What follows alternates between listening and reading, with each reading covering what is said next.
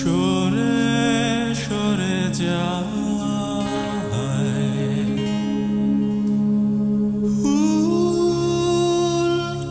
তুমি জল ঝরে পড়ো ঝোর ধারায় কিছুতে যায় না পাওয়া কিছুতে যায় না ছোঁয়া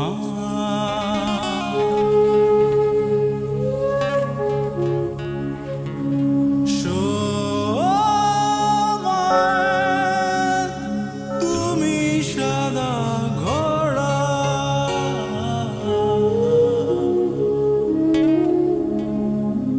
শূন্যে নৌকো শূন্যে থাকো মেঘেদের নদীতে ভাসো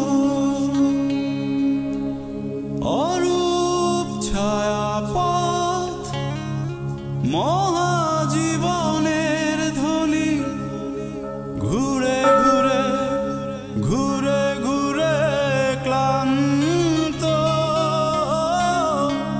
সময় তুমি সদা ঘুরে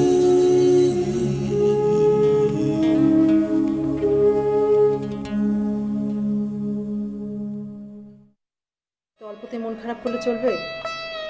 তুই কি এখনো ছোট আছিস? তুমি আমার উপরে রাগ করবে বাবা? না, রাগ করবো কেন? আমি তোমার কাছ থেকে কোনো কারণ শুনতে চাই না, তোমাকে কোনো কারণ বলতে হবে না। তুমি কি তোপুর গার্লফ্রেন্ড?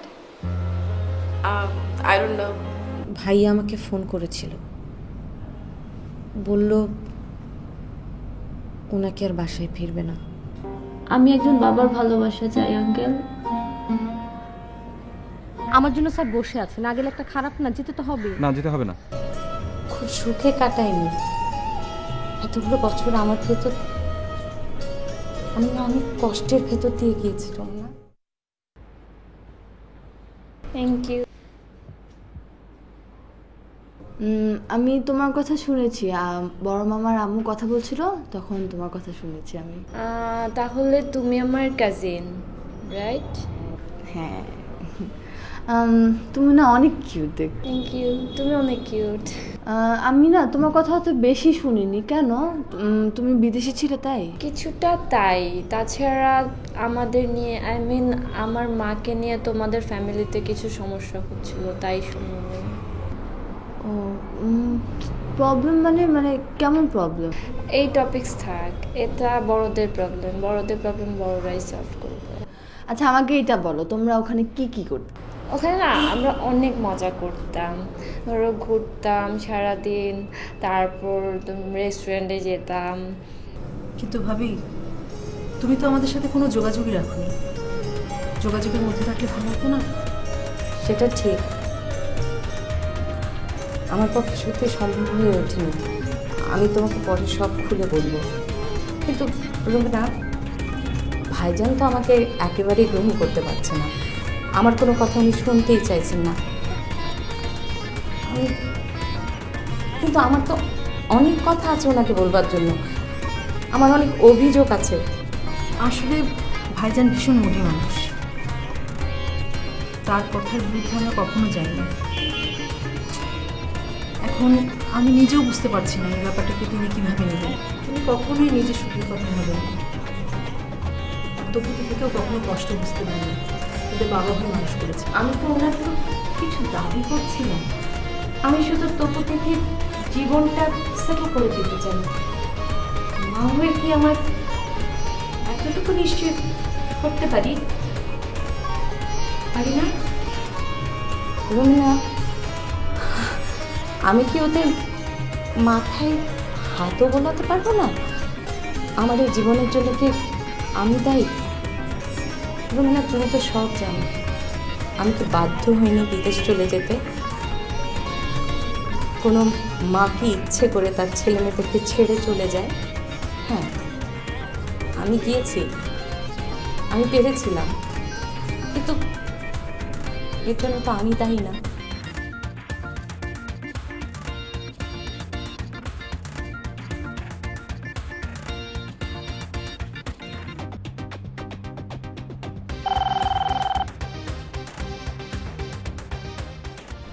হ্যালো, আর কি করো? অফিসে মানুষ কি করে? চলো না আজকে আমাদের নতুন ফ্ল্যাটটা একটু দেখে আসি। তোমার দিকে তর্স হয়েছে না? তুমি যে কি বলো না, ফ্ল্যাটটা তুমি কিনলে আমি দেখবো না? আমার কত দিনের স্বপ্ন বলো তো। তোমার স্বপ্ন পূরণ করতে গিয়ে আমার ব্যবসা তো একবার লাটে বসতে চলেছে। হ্যাঁ, আমার কিছু পূরণ করতে গেলেই তো তোমার ব্যবসার ব্যবস্থা লাটে ওঠে, এটা হয় সেটা হয়, কত কিছু। আচ্ছা ঠিক আছে, আমি গাড়িটা পাঠিয়ে দিচ্ছি, তুমি অফিসে চলে আসো, তারপর একসঙ্গে যাবো। বাজারে কি অবস্থা? ভাইজানের শরীর ভালো আছে, তুমি গাড়িটা পাঠাও, আমরা দুজন একসাথে যাই। ওকে, টাটা। সাবিনা, গাড়িটা বাসা পাঠিয়ে দাও তো। হ্যাঁ, তোমার ভাবে আসবে। বাই।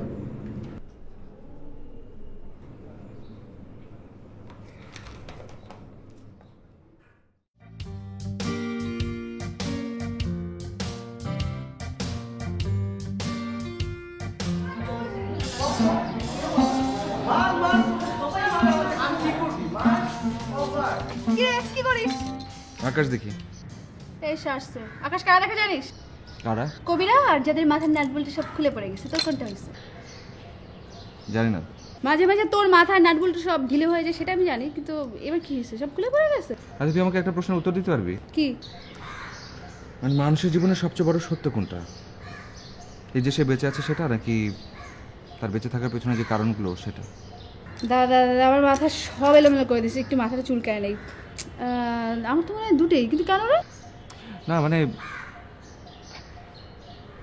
এই যে মানুষের আসল পরিচয় কোনটা? সে নিজেই, নাকি তার আশপাশের সব কিছু, তার পরিবার, সমাজ, সংসার, পারিপার্শ্বিক সব কিছু? পরিবার সব কিছুই দরকার, আর সবচেয়ে বড় ব্যাপার হচ্ছে মানুষ নিজেই একটা ধ্রুব সত্য, বুঝতে পারছিস? আচ্ছা তাহলে আমাকে বলতো, আমি কি করবো? কার কথা বলছি? না মানে মানে এখন আমি কার কাছে কিছু না, কিন্তু একা থাকতে দাও, একা কি যে আবুল তাবুল বলিস না। আচ্ছা শোন, আমি গেলাম, আর তুই নাট বল্টুগুলো ফেলে আসিস না, পকেটে করে নিয়ে আসিস। ওকে, বাই বাই। শারমিনের সঙ্গে না আবার ঝামেলা শুরু হয়েছে। হ্যাঁ, মেটে গিয়েছিল, আবার শুরু হয়েছে। আবার হয়তো ঠিক হয়ে যাবে। হ্যাঁ, মিটবে যদি তুমি ইন্টারফেয়ার করো। মানে তুমি যদি শারমিনকে বুঝিয়ে বলো, তাহলে সমস্যাটা মিটে যাবে। আমি কি বোঝাবো? মানে সমস্যাটা শুরু হয়েছে মানে তোমাকে নিয়ে। আমাকে নিয়ে? ওরা কি একদিন তোমাকে আর আমাকে একসাথে রিক্সায় দেখেছে, তারপর থেকে পাগলামি শুরু করেছে। আমি অনেকভাবে বোঝানোর চেষ্টা করেছি, কিন্তু কে শোনে কার কথা? আমার সাথে আপনার কোনো সম্পর্ক নেই? না, আছে, নিশ্চয়ই আছে, কিন্তু কোনো মানুষের একান্ত নিজস্ব কোনো সম্পর্ক থাকবে না, একদম নিজে কিছু থাকবে না, সেটা সবাইকে বলতে হবে কেন? ও, আপনি হয়তো ভালোবাসাটাকে একান্ত হিসেবে দেখেছেন, আমি তা দেখিনি। যাই হোক, আমি ভালোবাসি বলে আমি চাই আপনি দৃষ্টি আর শারমিন ম্যাডামকে নিয়ে সুখী হন। দরকার পড়লে আমি ম্যাডামের সাথে কথা বলবো। প্লিজ তিথি, তুমি আমাকে ভুল বোঝো না। আমি তোমাকে ভালোবাসি, কিন্তু সেই ভালোবাসা একদম একদম নিজের মতো করে, একান্তই আমার। আমি তো আর আপনাকে পেতে চাইনি, আপনি কেন আমাকে কৈফিয়ত দিচ্ছেন? কৈফিয়ত না তিথি, এটাই সত্যি।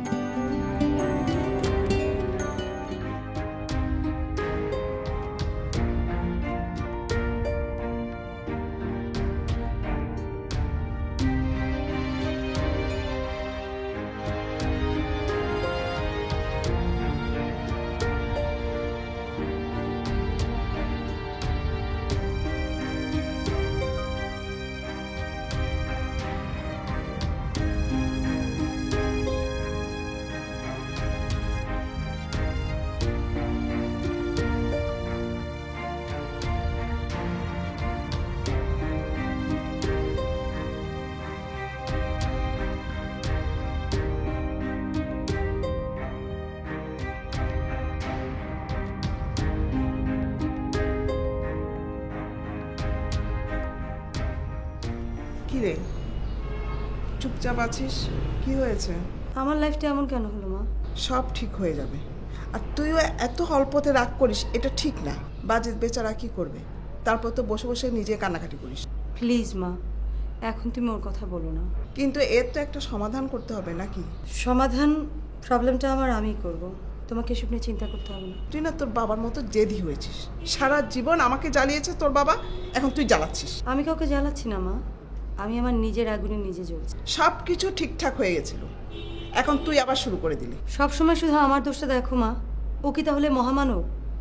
ও যা করে বেড়াচ্ছে আমি কেন? কোনো মেয়ের পক্ষে তো সম্ভব না ওর সাথে থাকা মা। ওহো, তোর সাথে কথা বলাই ঝামেলা, সমাধানের দিকে তো যাবেই না, ব্যাপারগুলোকে আরো জটিল করে তুলবি। তুমি এখন যাও মা, প্লিজ।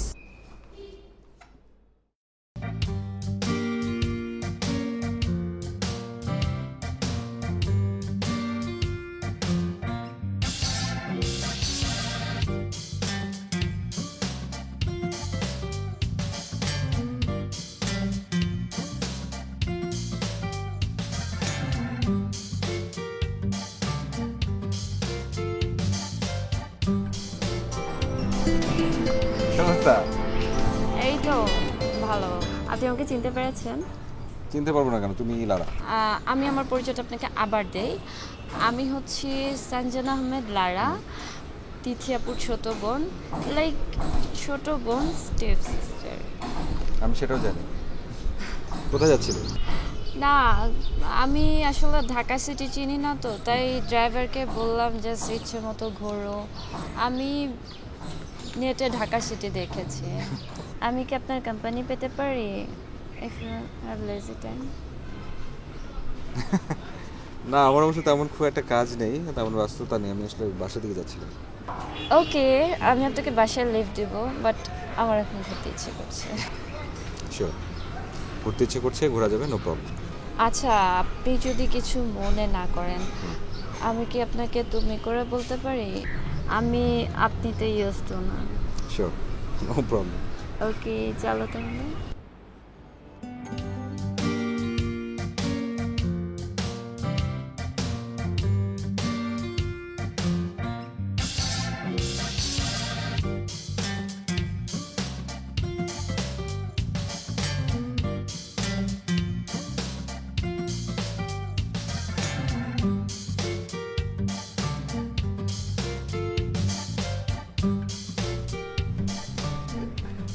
ভাইজান, আসমা খালা আজ থেকে আমাদের সংসারের সব কাজ টাজ করবে। আচ্ছা আসমা খালা শোনো, সবসময় ভাইজানের দিকে খেয়াল রাখবে, আর একটু পরপর জিজ্ঞেস করবে ওনার কিছু লাগে কিনা, ঠিক আছে? যে ভাইজান, ভাইজানের কোনো অসুবিধা হইব না। আচ্ছা তুমি ভিতর গিয়ে দেখো তো, ভিতর কাজটা সব বুঝে নাও। ভাইজান, তবুর একটা বিয়ে দেওয়া দরকার। সংসারে বউ আসলে সংসারটা সামলাতে পারবে। এদিন তো নিলাই করেছে। তা তো ঠিকই, কিন্তু তবু তো কিছু করে না। বউকে খাওয়াবে কি? বিয়ে দিলে সব ঠিক হয়ে যাবে। আমি যখন বিয়ে করেছিলাম তখন কি আমার কাছে টাকা পয়সা ছিল? ব্যবসায় তো পরে হাত দিয়েছি। তা ঠিক। দিন দিন তো বাউন্ডারি হয়ে যাচ্ছে। আর এই নীলা বলছিল ও কোথায় চলে যাবে, আর বাসা টাসে ফিরবে না, কি বলে এসব? কি বলেছে? আর আমি তো নিজে শুনিনি। আর তবু একটু কেমন না, বাদ দেন ভাইজান, ওর একটা বিয়ে দিয়ে দেন, ও স্থির হয়ে যাবে। আর আমরা ফ্ল্যাটে উঠে গেলে আপনি তো একা হয়ে যাবেন, একটা লোকজন দরকার না?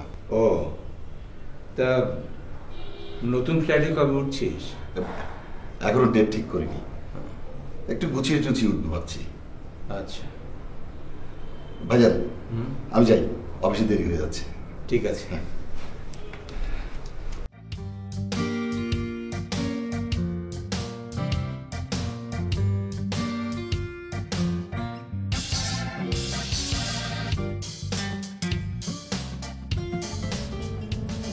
জায়গাটা খুব সুন্দর না? জানো, এখানকার লাইফস্টাইল অনেক লাইভলি। I enjoying it. এখানে যে যেটা মন থেকে ভাবছে সেটা এক্সপ্রেস করছে, কেউ অ্যাক্ট করছে না, আই মিন ভূমিকা করছে না। এমনটাই তো হওয়া উচিত, তাই না? এক্স্যাক্টলি। বাট আমাদের নিউ ইয়র্কে কি হয় জানো? Everybody has smiling face. ধরো তুমি কারো উপর রেগে আছো, তুমি তার সাথে হেসে কথা বলছো, বিকজ ইটস এ কার্টিসি। ওখানে কার্টিসির ভ্যালু অনেক বেশি। ওখানে মানুষের মেন্টালিটি বোঝা অনেক কষ্ট। আসলে কি মানুষের রিয়েল ফেস চেনা যায় কখনো? সম্ভব সেটা চেনা? যায় কিনা জানি না, তবে বাংলাদেশে আসার পর আমি ফ্যামিলি কমপ্লেক্স দেখেছি, ফেস করেছি। আচ্ছা, ঢাকা তোমার কেমন লাগছে? ভালো লাগছে, তবে সবচেয়ে ভালো লেগেছে তোমাকে। আমাকে? আমাকে ভালো লেগেছে কেন? এই যে তোমার কাছে আমি সময় চেয়েছি, তুমি খুব সহজে আমাকে সময় দিয়ে দিলে। নিউ ইয়র্কে না কেউ কাউকে তার পার্সোনাল সময়টা দেয় না, নিজের জন্যই রেখে দেয়। কিন্তু আসলে এটা তো নিউ ইয়র্ক না, এটা বাংলাদেশ, এখানে এমনটাই হয়। আচ্ছা, তোমরা কি ওখানেই সেটেলড?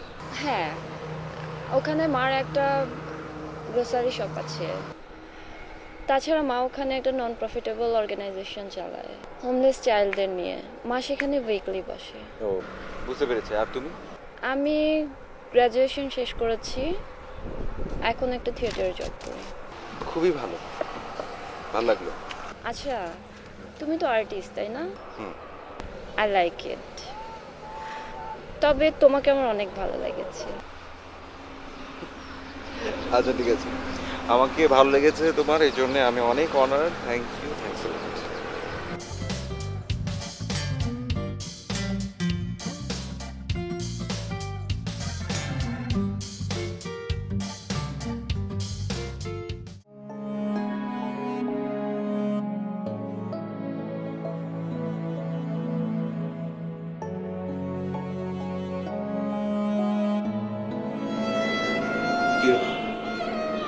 শরীরটা খারাপ লাগছে?